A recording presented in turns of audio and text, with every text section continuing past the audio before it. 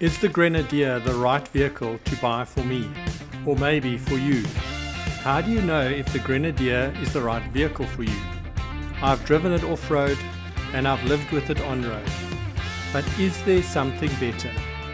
Let me explain how I made my decision. Well, so at some point I was always going to replace this Discovery, and my plan was always to replace it with a new Defender.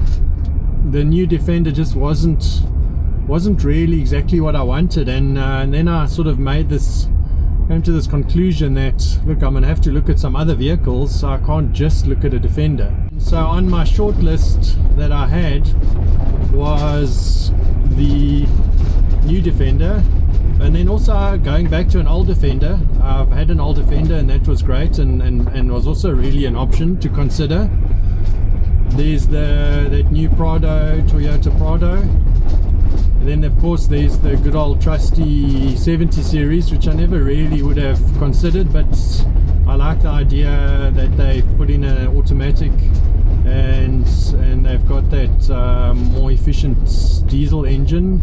And then of course there was the Grenadier, which has always been there, and I've now had a few experiences with it, and I've done 2 videos on that, and so I've experienced this now, and then it came to making the decision, and how do I make that decision, and that's where I've sort of come up with a bit of a plan of how do I make that decision, and what do I consider, and how do I think about it. So, after driving the Grenadier off-road and living with it day to day for a couple of days, I have to say that I really loved it, but there were a few things that have bothered me. Firstly, what I loved is the overall look and solid feel. That seating position is the best, and it reminds me of my Defender, and I absolutely love the engine sound. Even re-watching these videos, I just can't get enough of it.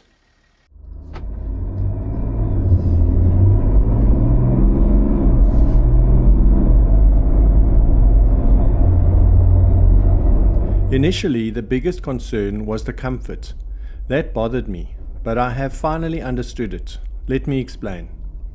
Off-road, I found it very comfortable, and it felt much better than my Disco 3. But on-road, it wasn't as smooth and refined, but yet it was still very good. And that goes to the root of why and how this vehicle was built. Here's a simple on-road test of the sound levels at highway speeds. So this is it's set at 120, and that's just the normal camera mic, so I don't have a mic on my body here, so that camera will be picking up basically the cabin noise, and that's sort of what it sounds like, so I think it's fairly decent. And I mean the cruise control, working nicely, no issue going up this hill here.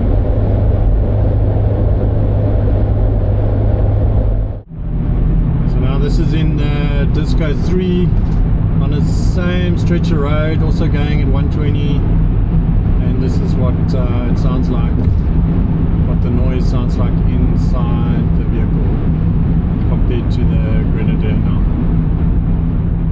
Sure, the Disco is quieter, but the Grenadier is far from noisy as far as I'm concerned. The Grenadier was built for off-road, so you get that direct connected feel. You can feel the terrain below, feel the vehicle crossing it, and hear the engine working. Then it was optimized for the road to make it as comfortable as possible. The Disco, on the other hand, was built for the road. That's why you feel like you're gliding along, not feeling the bumps or hearing the engine. Then it was optimized for off-road.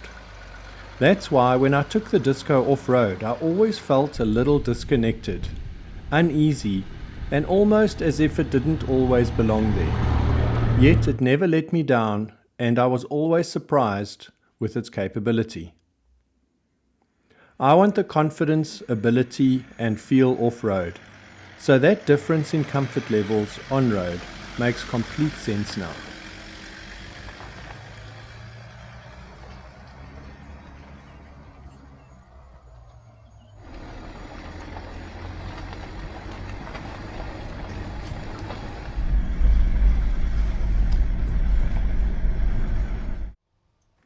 The other big concern was the space, and the fact that it was less than what I had become used to in the Disco 3.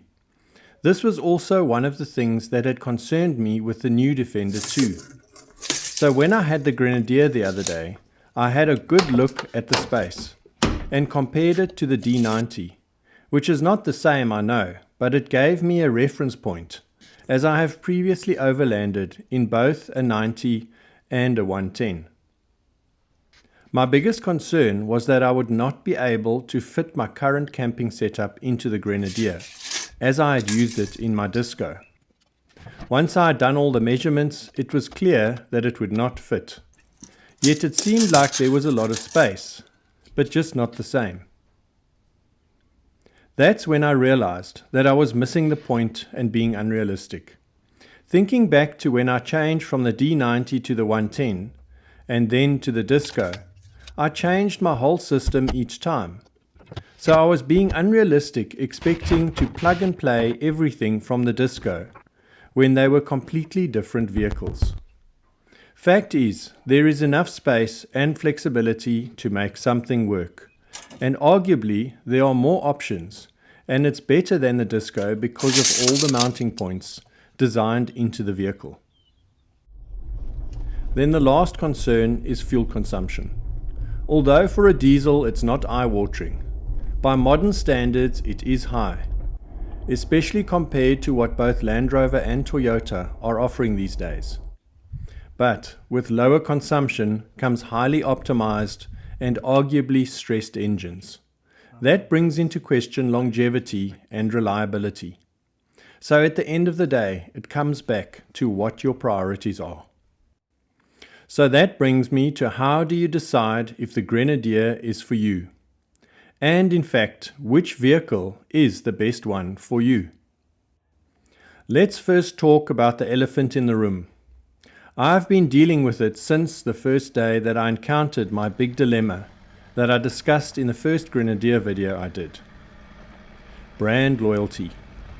If you have brand loyalty or allow it to influence your decision, then firstly, you are not being objective, and secondly, you are wasting your time.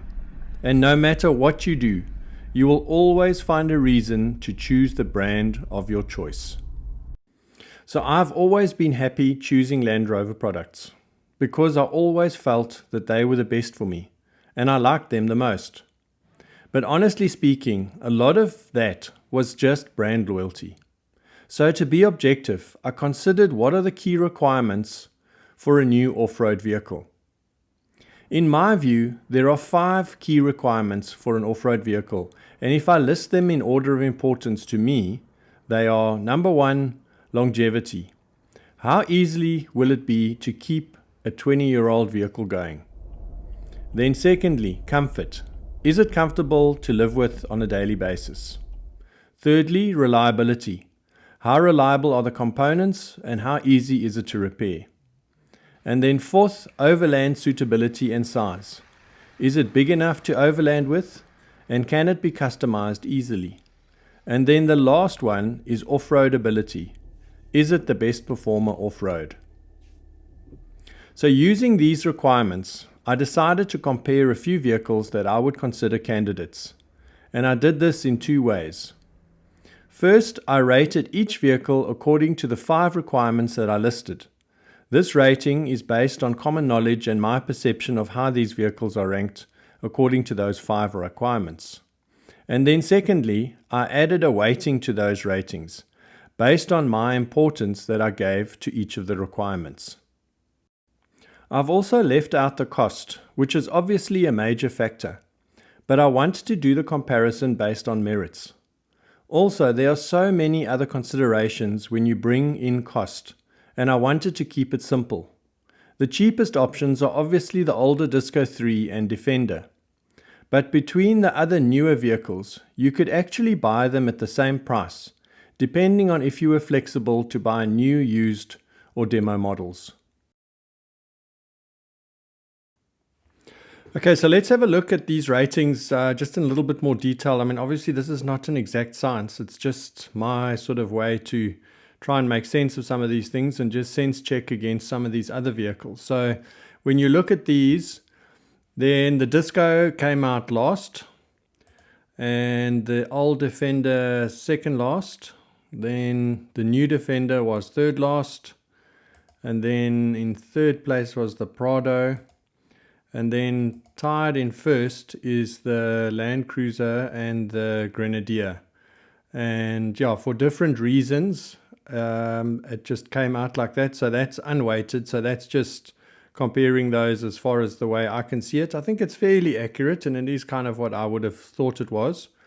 But then if you look at what does it look like when I compare it to the ratings, and I put my ratings in. So what I did is I would take this rating that I had here and I multiplied it by the score in the previous table, and then it gave me sort of a weighted score. And in that, the Disco 3 still came out right at the bottom, mostly because of its reliability and the overland suitability. Is mainly the things that, and because it's obviously a lot older, so it just is like that. The old Defender also in second last, but I mean it's a great contender for longevity and for overland suitability. It's definitely great, but it lacks obviously the comfort and sort of being quite old. Then the new Defender was fourth last. Obviously the most comfortable, very good off-road, but just not really the best for overland, and I'm not sure about the longevity. I just don't see that it's going to last forever like some of these other vehicles. And then in third place was the Prado. I think it's a little bit better than the Defender in terms of longevity and reliability, so that puts it there. And then again in first place, sort of tied, are the Land Cruiser and the Grenadier, and it really comes down to, I guess, what is it that you prefer? If you really want something rugged and reliable with no frills, then it's going to be the Land Cruiser. If you want something a little bit more comfortable, then it's going to be the Grenadier. And I mean, I am looking for something a little bit more modern and comfortable. And so that's why I put the Grenadier as my number one choice. So this brand loyalty thing has really been a challenge for me, trying to make a decision to buy something other than a Land Rover. I find myself having to overly justify the reason not to buy a Land Rover. And take, for example, the Grenadier. If that was a Land Rover, it would be a no-brainer because it basically meets all the requirements that I have. And on the other hand, the new Defender, I somehow keep on revisiting that, trying to convince myself that that's actually the right one because it's a Land Rover, despite the fact that it doesn't actually meet many of the criteria that I've sort of looked at. So it's been quite a challenge, but I think I'm getting there. So the biggest factor really is understanding what my needs are now. And the fact that these have changed over time and they're no longer what they were. So right now, I need less comfort. Very soon there's going to be no more school runs.